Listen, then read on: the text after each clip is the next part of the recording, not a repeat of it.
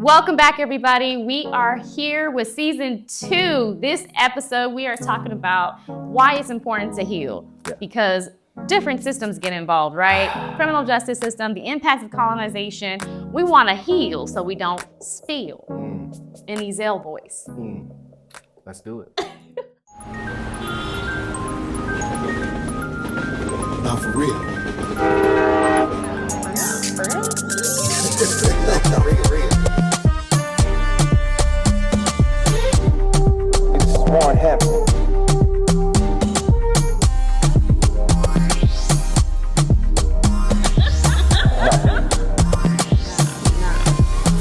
For real.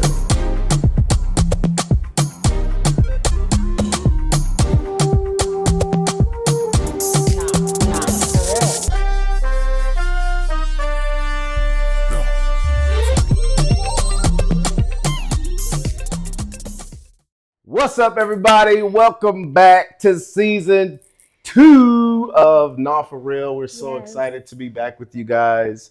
Thank you for being patient, and thank you for understanding how our format is. We like to do this as a show, and we like to give you a solid season with a good cliffhanger. Thank you all for sharing your love for our wedding video. If you haven't seen that, thank you guys for watching and giving us love for that. So you know who I am. I'm Warren Hampton. And Roicia Hampton. So we are back, and we are talking about healing. And you know, healing is such a hot topic that people think they're healing and have the language, but are really not healing. And we've been blessed to get feedback from people that have said, you all don't know how much of a blessing you really are and how much you have helped heal us. And so thank you for tuning in and sharing that love, for real.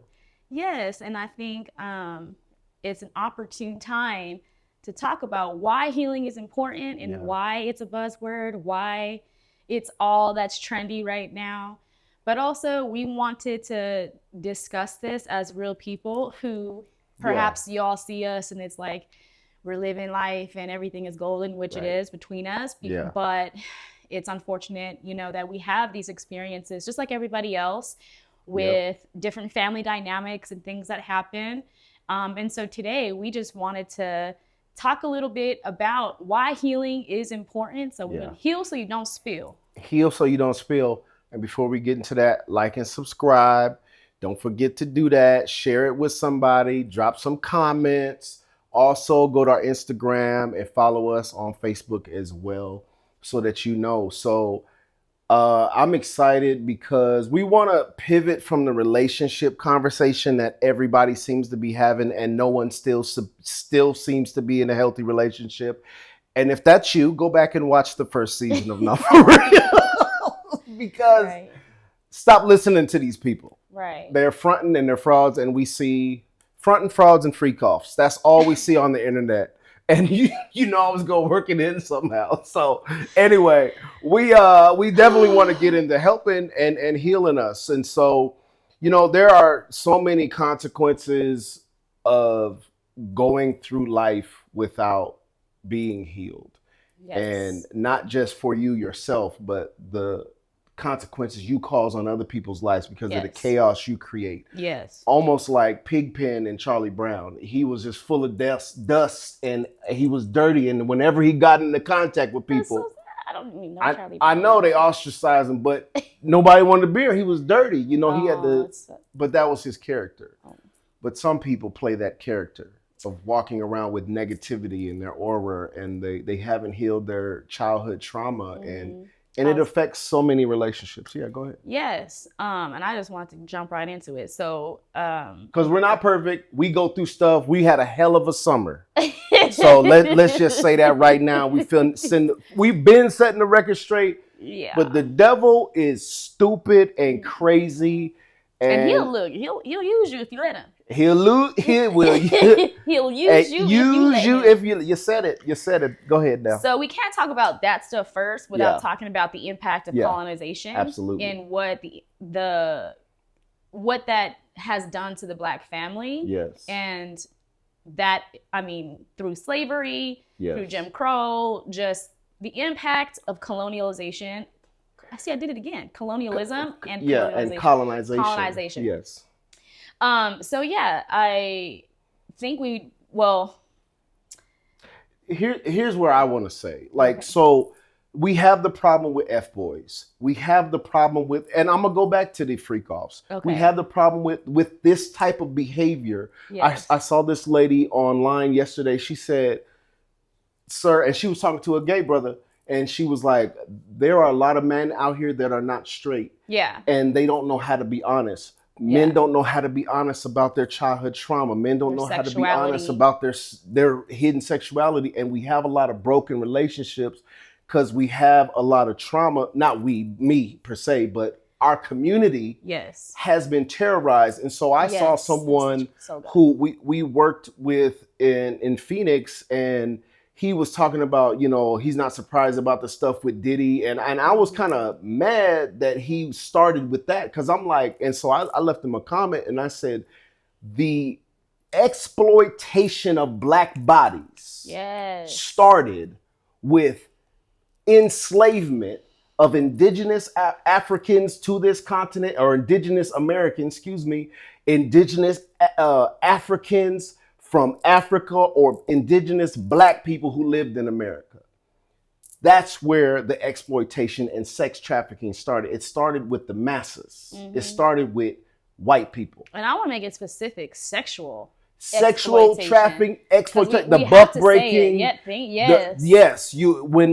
if you don't know that, do your research. That's why they don't want CRT to be taught. And so we can talk about relationships all day and act like we're healing and act like we've been to therapy.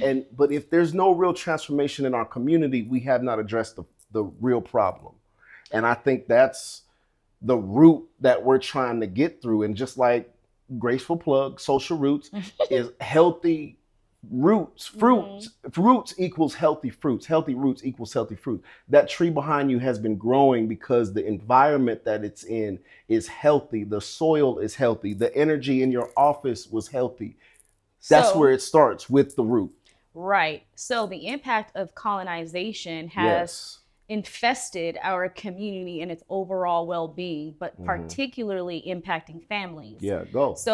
How we hear stories, right, within our ancestors being enslaved with taking the biggest, strongest Black man and breaking him, humiliating him in front of his family, in front of his peers, in front of everybody, in front of communities.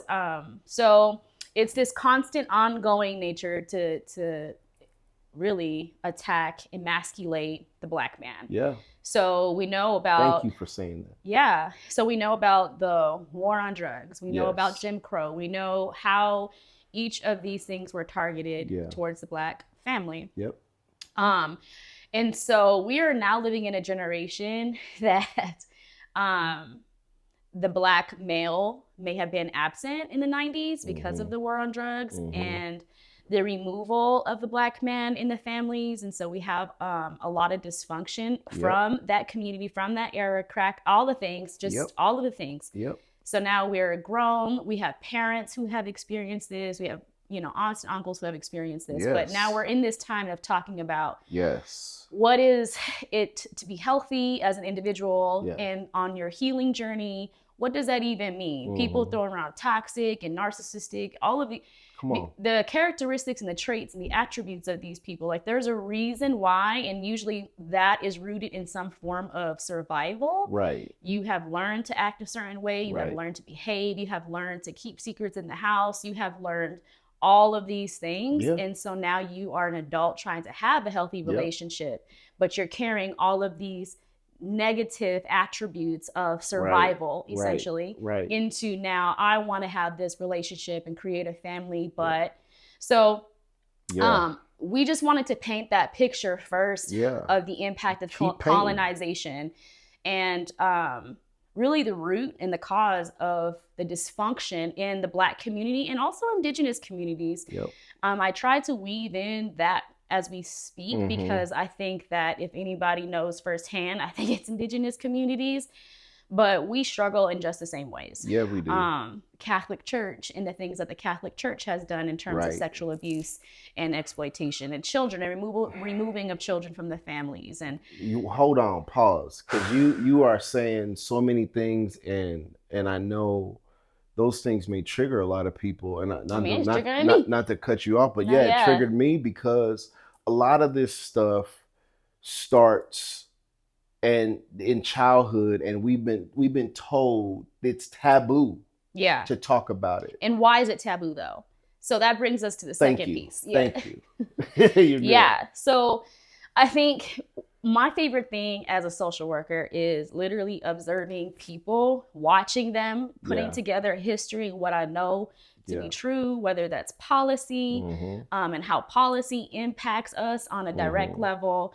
And so the impact of colonization, if you do not heal, then you spill, right? So what does that look like? Yes. What does spilling look like? We're adults and we're carrying this baggage. Yes. And we dress it up super nice. We put a nice fade on it. We put some makeup. We put some church clothes on it. Church clothes. Come on. But really, we have some internal issues. Put a church issues. shout on it too. And we think we can shout it away, and we use religion as a cover. Some people use religion. Some people use education. And when I see a lot of success, some people use simple success to cover up the things that they're hiding. Now, success could look different ways, but as long as you appear to be one thing, people are not going to question your integrity or your moral compass because you look like you play the part. Yes. And we have firsthand experience about this from what happened over the summertime with your mother's daughter. So I was like, how could I say that? So that was good. Yeah. So what does it look like if you don't heal? Please tell us. I think I can speak on my family, what was considered normal, and then maybe you can speak on that. But for me, my household, my mother's household, you are not, you don't speak unless spoken to. If your emotions, you don't get to have a say. We don't talk about how you feel. We don't talk about it's literally just say it. Do as I say. Never no space. So I grew up as a person who internalized a lot of my feelings and was not as expressive or could identify emotions that I'm feeling. Even if I could, I never thought that it would be valuable to express that to another person, let alone a relationship, someone I'm in a relationship with. So it caused me to really shrink myself. And one thing I noticed too, and we talked about this when we were in the beginning, getting to really know each other, that when I'm getting corrected or I'm getting, corrected, I have this thing about not looking you in the eye. But that's a cultural thing for me. And when I use my daddy voice. Well, it is such a cultural thing because in our culture, you don't look in the eye. You are, it's a serious moment. And then the first thing that other culture, Black people, maybe look at me when I'm talking to you. And we had the cultural differences in how we wanted to share and express our feelings too.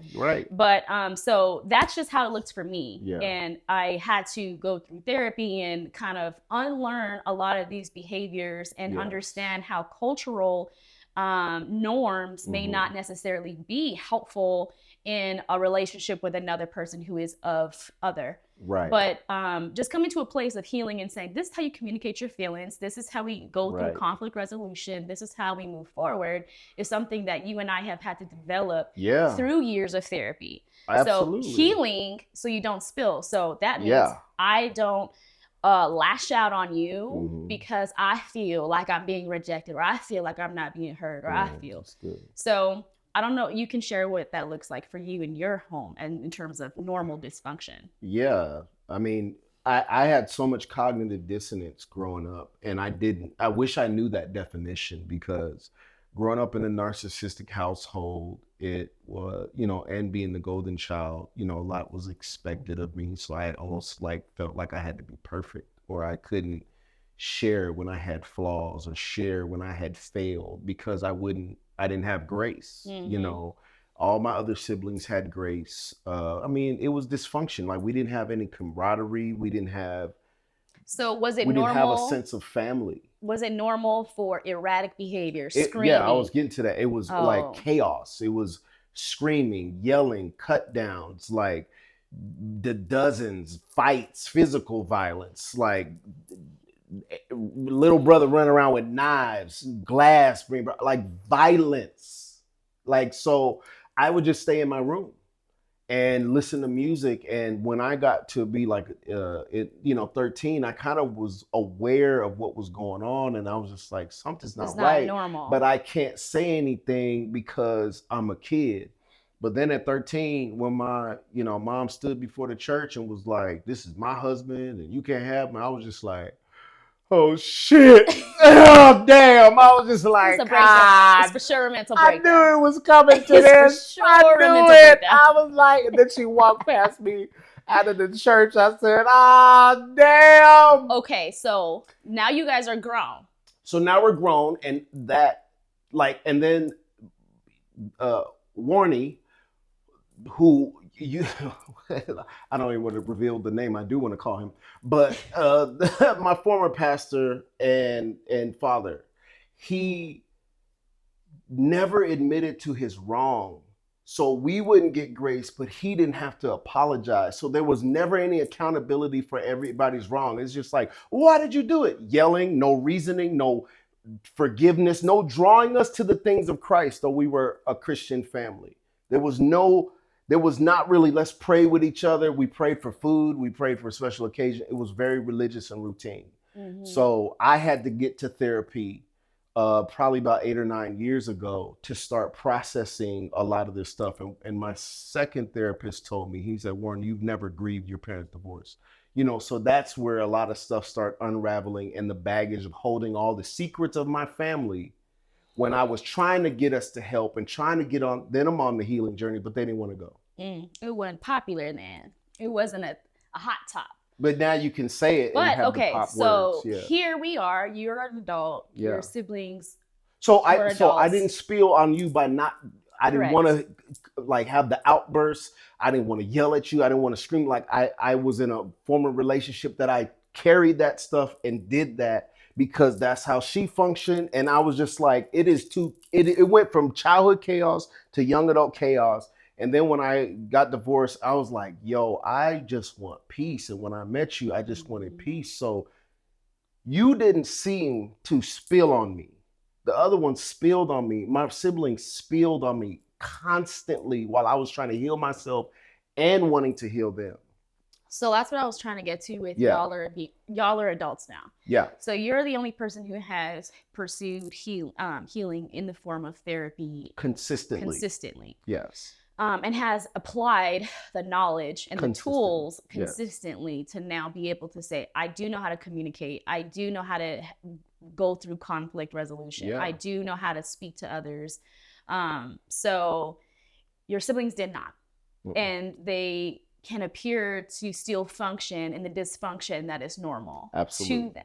Absolutely. Which brings us to the drama of what happened over the summer. Yes. And that kind of drama was never normal to me, and you knew what to expect. And I tried to shield you from the drama of my family so many times since we met. It's just it's been an experience, I will say, just because the church and the religious pieces of that and the inauthentic kind of nature of it all. But we want to facade. There you go, facade. It's important to heal, because if we do not heal, there are consequences to our actions, and there's consequences to our behavior. We are met with a choice. Yes. Whether we want to take note to that choice and say, I want to do differently. I want to apply the knowledge that I have learned in therapy in this moment to make a better choice, or to calm my nervous system, or to take a break, whatever that is not something that is normal. Right. So we want to say, like, it's important to heal, because guess what? We offer ourselves up to so many different systems that are already disproportionately impacting us. Yes. So I understand that there are oppressive systems, i.e. the criminal justice system, and Yes. we're getting there. Yeah. But we understand that we're already targeted. Yep. We are targeted by our neighborhoods, low income, socioeconomic status, what have you. We are targeted Poverty. in such a way that if we don't heal, we make it so easier to invite these oppressive systems into our homes, Yes. into our relationships. So and to weaponize the police. Well, we're coming there. Yes. So against our own people. Right. Yeah. So healing is important because you have an explosive, erratic behavior, demonic that has now led to the police becoming involved, which is now this domestic violence. Yes. In the state of Arizona, that is a felony, and that is just something that Arizona does not play with. Right. And so it's important to heal because guess what? Now you have weaponized the police against your partner because you refuse to heal and deal with your trauma and talk to people. You become physically abusive. You're emotionally and verbally abusive. You're spewing and spilling on people that you are supposed to love. So now we're going to invite the conversation of the criminal justice system in the Black community. Yeah. And you say those you love, but we have to also clarify that, because that word is also thrown around. If you don't love yourself, you really can't love someone, and you wouldn't do that. Well, if you loved yourself, you would want to heal. It starts with you. So that's a whole different thing. Yes, I would agree and add to that. So, but go ahead. Yes. Yeah. So the criminal justice system. So we were involved in a domestic violence situation with your mother's daughter. Yeah. And with her erratic, completely demonic behavior, which resulted in you taking the blame for that because you were defending me from her trying to physically, not trying, but she was physically assaulting me. Both of us, yes. So, and because you were a Black man with all the tattoos and all the things, she couldn't possibly be lying. So they took you. And by law, both people are supposed to go. Yeah. So that's a separate thing. But what did you experience while you were sounds so terrible to say, while you were involved in that? Because one thing I think we don't talk about more is bitter women, baby mamas who weaponize systems like the criminal justice system, like child support. If you don't pay child support, you going to jail. So you were met with other Black men who were wrongfully accused or in some form of mess with women who were supposed to love them. Yes. Do you want to share a little bit about that?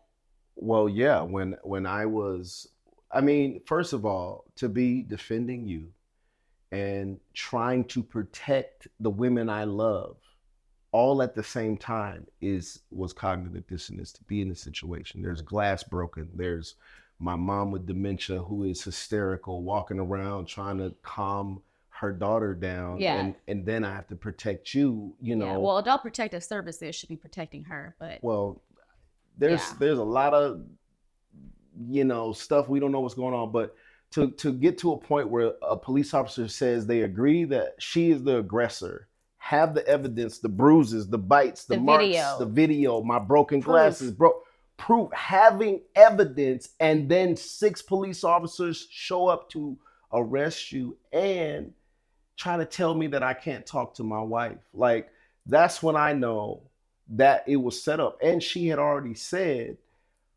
you're going to jail tonight. I'm going to have you in jail tonight. You know so that tells me she knows how to do this. That and if we're being fair and honest, lots of toxic women know exactly what to do and to exercise their strength or power by weaponizing the police. And because of her lie, she did that. But here's the piece that we want to get to. Yeah.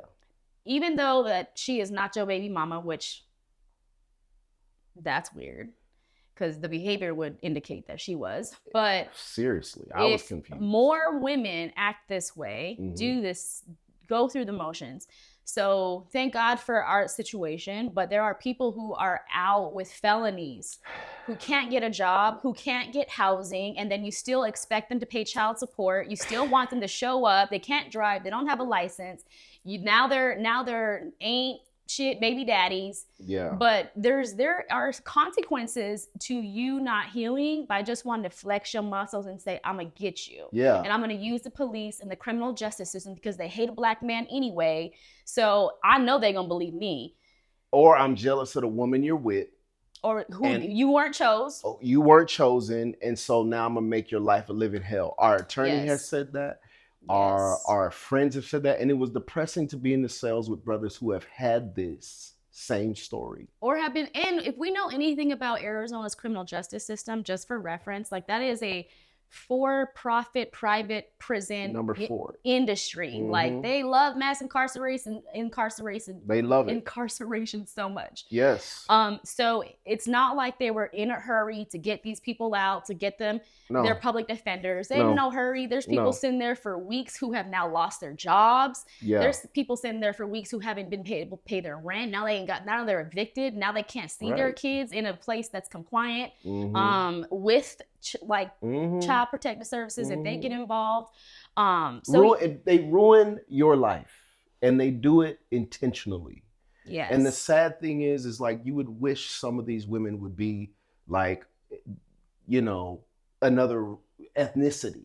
But when it comes from your own, it hurts even deeper. When it comes from and it affects the ramifications of it. And it's just like, do we not know how we started or how they told us how we came over here enslaved? The 13th Amendment, we know that mass incarceration is the new enslavement. Right. Michelle Alexander. Exactly. So any person, especially a black woman, and all I've done is protect black women in my life. But to have that, you are aligning yourself with the colonization that made us slaves. So that keeps us enslaved. So you just literally fed somebody that you love into the criminal justice system. Yep. And then on the other side of that, as men who do not heal, who don't know how to express themselves or don't feel safe enough or whatever have you, also become explosive, erratic, physically abusive, verbally abusive. That's not who you are. We know that. Exactly. But there are other men who, if you don't heal, or if you are, you know what I'm saying, you might be bisexual, or you might just like men and you don't know how to say that. And black people in the community shames you, the world shames you. So there's a lot of people who are violent because of it. Yes.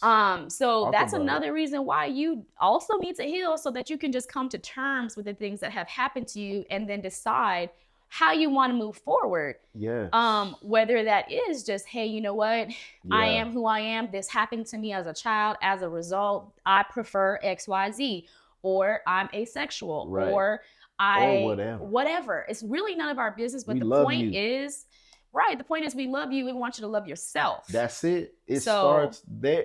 But okay, but go ahead. You in the flow. I'm not trying to stop you. I was like, what you gonna say? No. But no. So I think that the bigger picture is, if we do not heal individually for ourselves, we're definitely not healing for our partners. We're definitely not coming to a safe healing place for our siblings, for our parents, for our children to have an example of, hey, this is how you resolve conflict. I know when it was working as a blended family. I knew you was going there. When it was working as a blended family, we're not sure what happened, but we know what happened. We know what happened.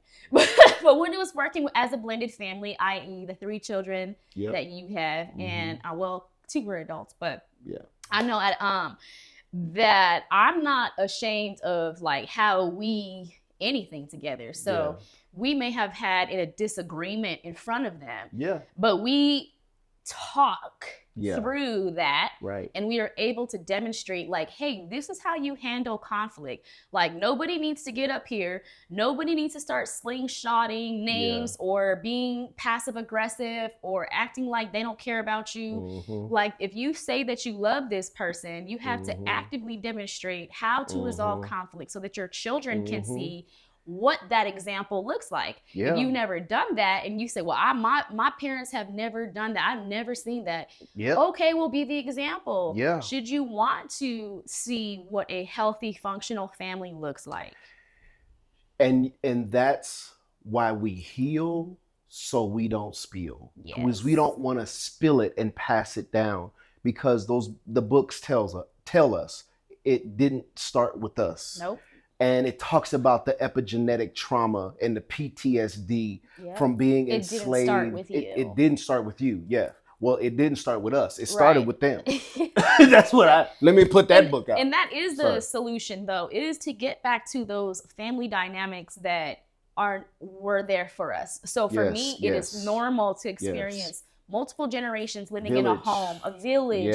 It's normal to see your aunts and your uncles or your grandparents in the same home, living in the same home with you, and by result can be your caretaker. You don't have to pay for daycare. You know, it's really a village family system.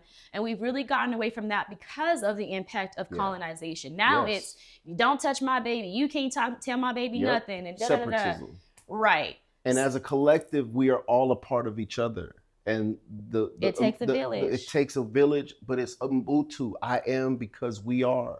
We are all one. And until we see ourselves as that, we will continue to hurt each other.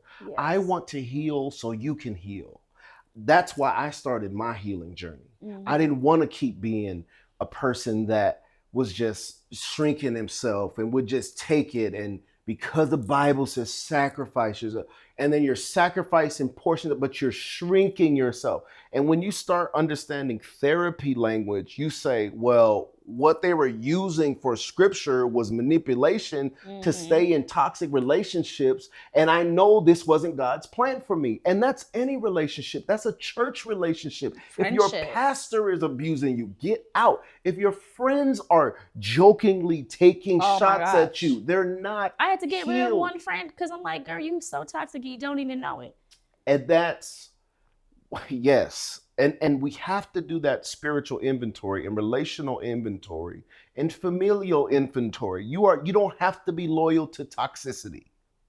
You don't have to be loyal to toxicity. And I don't care if they have your last name. God's given us a new name. And his name is above all names. And so why are we trying to uphold a legacy that bears no fruit of God? And that's where I had to get to. My healing journey got me to a place to say, fuck that legacy and all that bullshit of real. It's not real. And when you can remove yourself and remove yourself, I be cussing. When you remove yourself and start seeing beyond the veil and seeing the Wizard of Oz and seeing the narcissistic tendencies and abuse. Or the cycles, I would say the cycles of abuse. It's the same thing over and over and over. This person's going to do this. This person's going to do that. Then this is going to happen. We're going to act like nothing happened. I'm going to speak to you. I'm not going to apologize. I'm not going to take accountability. I'm not going to say, I'm sorry that I hurt you. I'm just going to act like nothing happened. That is toxic. That's dysfunctional. And nobody deserves to experience that in any relationship, whether it's familial or romantic. Yeah. And I love this, and I know we're going to get into more and more, but we had to set the precedence that colonization caused these problems. They broke our family unit up. They took the black male out because he's still the biggest threat to America. I saw something that J. Edgar Hoover said, who denied his blackness. He said, there will never be another rise of a black messiah unless we create them. And I'm like, wow, the control of the narrative, everything is reversed. We have to know who we are as powerful Black people, indigenous people, African people. We need to know wherever your tribe is, you heal so that you can pass the healing on generationally. And we might be at time, but I'm like, we're at time, but go ahead. That's really the key in what we're trying to do. Yes. People say, oh, breaking generational curses, What are we talking about? We were talking about not passing on these toxic cycles of behaviors or cycles of abuse, passive aggressiveness, inability to take accountability, like those are the generational cycles that we want to break, because think about it. The more that we heal, we develop into better human beings that can have better relationships. Our businesses are better because we know how to operate them, and we know how to appreciate and value people in a way that they are seen. And it's not a relationship that is superficial, right? Or I scratch your back, you scratch mine. And you glow differently when you heal. You do. People want to be around you. Jesus, Yeshua came to heal the brokenhearted. Luke 14, he came to heal. He came to heal. He said people who are sick need a physician. He is the good physician. And if we really say we follow him, how come we haven't submitted ourselves to the operating table that he can do heart surgery? So ego and pride are a place of comfort for people. And we stay away from people like Pigpen, who fester that energy of negativity and demonic jealousy, envy, greed. Like, we have to get to a place where we say, give me healing or nothing. Give me healing or give me peace. yeah, right. And that's just what I decided to do. Yes. That's what you decided to do. And honestly, I hope that's what you all decide to do. That I make this the year, no matter, because it's gonna get crazy. I mean, we know that we are living in the end times, the end of this age, but it's going to get better for those who love God and are called according to his purpose. Be cool, be cool, be cool. Who have healed, I ain't gonna say nothing, but who have healed and who have chosen to love themselves and know that they are a part of a collective that is a part of all, that we are all part of God's collective, and we want the best for every one of us. The Bible says in Galatians that you who are spiritual, go restore such a one, to heal them, and lest you fall. You know, I'm paraphrasing, but it's like, don't forget that you were restored. Don't forget that you were healed. Because you are also free by your testimony. So you have to share what you went through, if you are healed. Because lots of people just be sharing stories. No. Yes. Don't take it. What did I say? Don't take millionaire advice from broke people. So make sure that there's fruit first before you're seeking advice from anybody. So yeah, healthy roots, healthy fruit. That's it. And then I want to read this scripture. It says, Galatians 6, dear brothers and sisters, if another believer is overcome by some sin, you who are godly or spiritual should gently and humbly help that person back up onto the right path, and be careful not to fall into the same temptation yourself.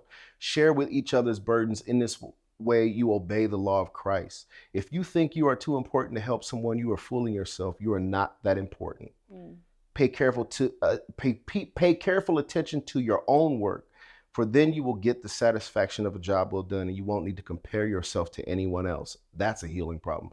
For we are each responsible for our own conduct. We are each responsible for our own healing. And we're going to end on that. It's not for real.